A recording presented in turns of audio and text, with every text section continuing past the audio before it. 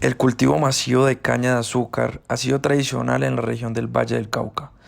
Estos monocultivos han afectado directamente el panorama ambiental por el uso de la gran cantidad de químicos, erradicación de ecosistemas, fertilidad del suelo, entre otras.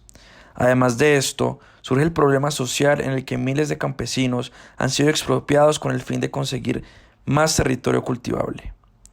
Añadido a esto, la práctica de monocultivos no requiere mano de obra en grandes cantidades, lo que no genera empleo suficiente en la región. Esto y más problemas les vendremos a hablar el día de hoy. Hablaremos de los principales actores involucrados, causas y consecuencias de estas prácticas en la región del Valle del Cauca y finalizaremos haciendo un análisis un poco más profundo de este conflicto. En primer lugar, hablaremos de los actores causantes, pero también los afectados de ese problema socioambiental.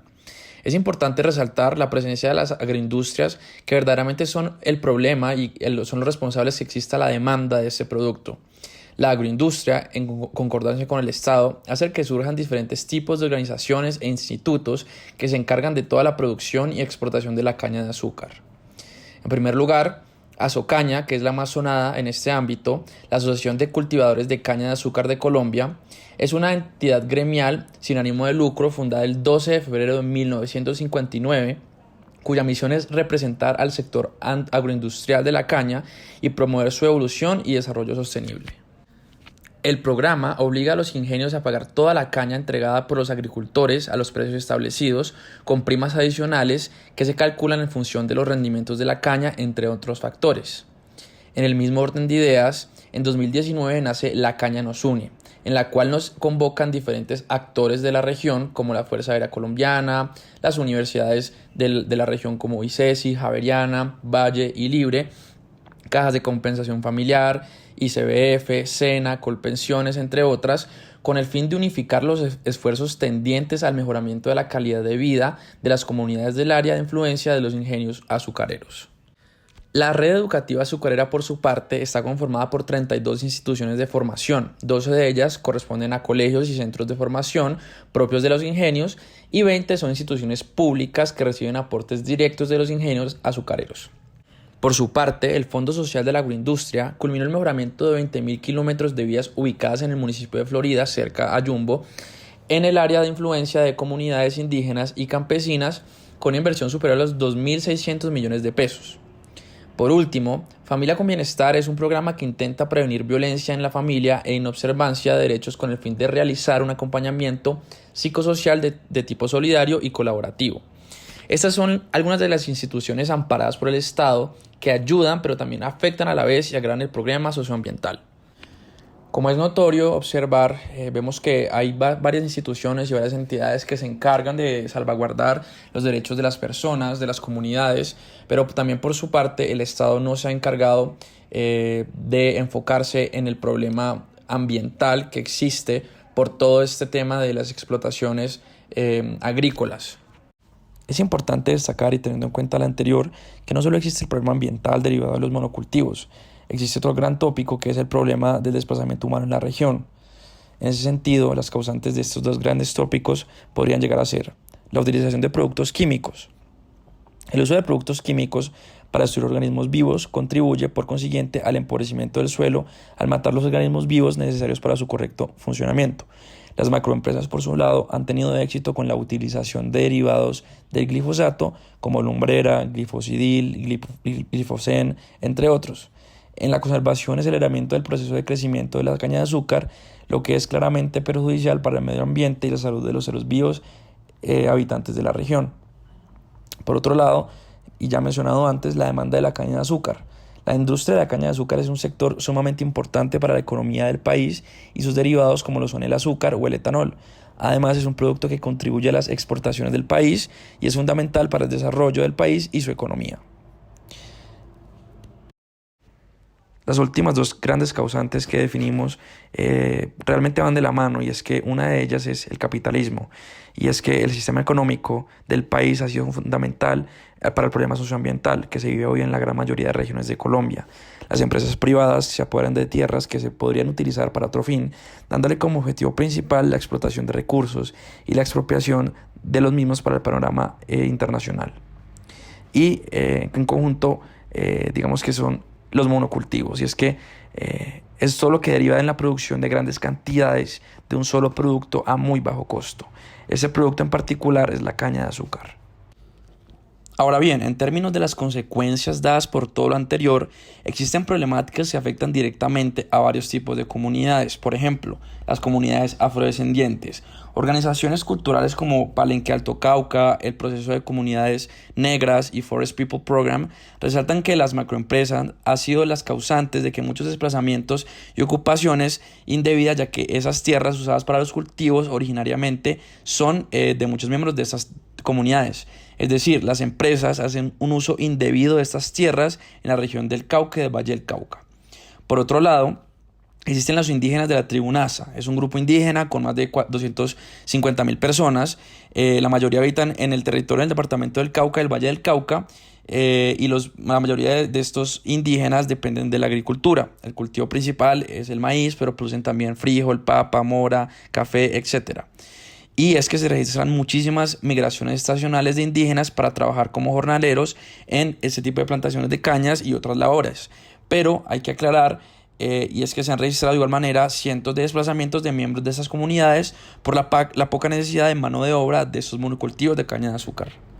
En otro tipo de consecuencias se destacan principalmente, primero, el impacto socioeconómico, y es que, por ejemplo, el visible está el aumento de la corrupción, el desplazamiento, la falta de seguridad laboral, el absentismo laboral, los despidos, el desempleo, la expropiación de tierras. En potenciales tenemos el aumento de la violencia, la delincuencia, pérdida de medios de subsistencia, pérdida de conocimientos y prácticas culturas tradicionales, militarización y aumento de la presencia policial, impacto específico sobre las mujeres, violaciones de los derechos humanos y pérdida de paisaje o sensación de lugar.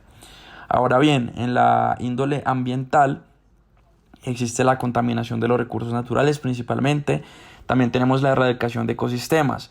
Y es que al tratarse de una práctica la cual requiere de un amplio terreno para el tratamiento del mismo y que además para la manutención de los cultivos está relacionado con diversos químicos que afectan directamente al suelo y a sus alrededores, muchos de los ecosistemas se han visto afectados, ya que por ejemplo el agua se vuelve tóxica para muchas de las especies que habitan de la misma.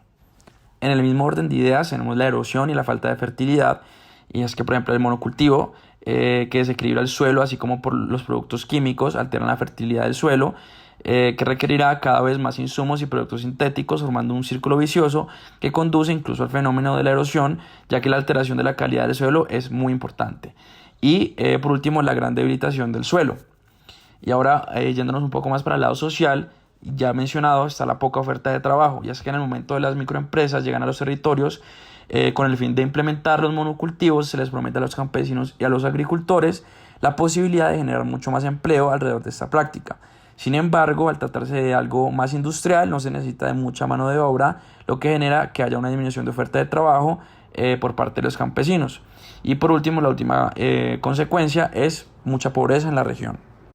Este conflicto socioambiental en el Yumbo y las cuestiones que lo rodean hacen referencia directa al enfoque One Health. Este concepto, que surgido en la década de los 2000, promueve un enfoque integrado, sistémico y unificado entre la salud ambiental, la salud animal y la salud humana, de forma casi ecosistémica, como parte de una estrategia global para tratar las enfermedades a escala local, pero también nacional y aún mundial. Este concepto reconoce que la salud de las personas, los animales y el ecosistema está íntimamente ligada y busca la colaboración y cooperación entre médicos, veterinarios, agrónomos, biólogos y otros profesionales. Pretende ser un centro para la investigación e innovación en aspectos biológicos, genéticos y de bioingeniería, de enfermedades infecciosas, patologías de salud humana, animal y ambiental, construyendo nuevas capacidades regionales y nacionales en ciencia y en tecnología. En este caso de los monocultivos en Ñombo, se trata de un uso intensivo y descuidado de insumos, fertilizantes, pesticidas y otros productos químicos, que se convierte en un verdadero problema de salud pública humana. Pero también plantea la cuestión de la contaminación del suelo y del aire y la destrucción de la biodiversidad. De hecho, al nivel de la salud humana hay los riesgos de las enfermedades relacionadas al uso de productos químicos, Al nivel de la salud animal, esta reproducción en monocultivos tiene como consecuencia la pérdida de biodiversidad, de fauna, pero también de diversidad agroecológica, la reducción de la conectividad ecológica y favorece los incendios. Y finalmente, al nivel ambiental de manera general, las consecuencias son varias, como la pérdida del paisaje y de la degradación con la deforestación y la pérdida de cubierta vegetal, la contaminación de las aguas subterráneas, la alteración a gran escala de los sistemas hidráulicos y geológicos, la contaminación del suelo, pero también la erosión, la sequía y las inundaciones. Creemos que este enfoque de One Health va de la mano con la de la agroecología, cuyos principios responden claramente a la misma lógica. De hecho, la agroecología se entiende como la relación entre la ciencia y la ecología, buscando generar espacios agrícolas sostenibles que sean socialmente y económicamente viables y respetando el medio ambiente. Se opone a la agroindustria que caracteriza el monocultivo en la Valle del Cauca. La agroecología aplicada mejora la salud animal y humana en el sentido más amplio, promoviendo el bienestar físico y psicológico de los animales, lo que está ligando a la seguridad alimentaria, a las prácticas ganaderias adecuadas y al uso de razas y especies adaptadas al entorno y la cultura locales. Este enfoque tiene una dimensión social en la medida de que reconozca la singularidad de cada situación local y incluye las experiencias y los conocimientos, las prácticas locales y tradicionales a lo largo de los ciclos para las comunidades rurales locales, según su entorno específico. Al nivel ambiental, la agroecología tiene como objetivo restablecer las relaciones ecológicas naturales en lugar de reducirlas y simplificarlas, utilizar cultivos intercalados, gestionar las plagas, las enfermedades y las malas hierbas en lugar de controlarlas, minimizar las toxinas y estimular la generación de la fertilidad, la estructura y la biología de los suelos orgánicos. A nivel de la salud animal, sus principios son incluir el ganado en el proceso y reciclar los nutrientes, mantener la salud de los animales mediante una alimentación sana, equilibrada y continua, y por fin aumentar la biodiversidad para controlar mejor los parásitos, reforzando el sistema inmunitario de los animales. Todas estas cuestiones y retos se corresponden en parte en algunos de los objetivos de desarrollo sostenible de la ONU. Por ejemplo, el objetivo 3, relacionado con la salud y el bienestar, es pertinente en este conflicto en la medida de que, para 2030, quiere reducir significativamente el número de muertes y enfermedades causadas por sustancias químicas peligrosas y por la contaminación del aire, del agua y del suelo. Después hay el objetivo 12, sobre el consumo y la producción sostenibles.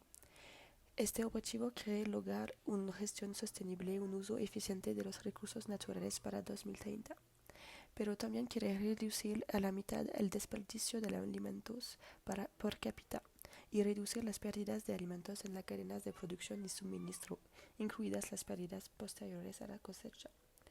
También quiere lograr una gestión ambiental racional de los productos químicos y de todos los residuos a lo largo de su ciclo de vida, y reducir significativamente su liberación en el aire, en el agua y en el suelo, para minimizar sus efectos adversos sobre la salud humana y el medio ambiente.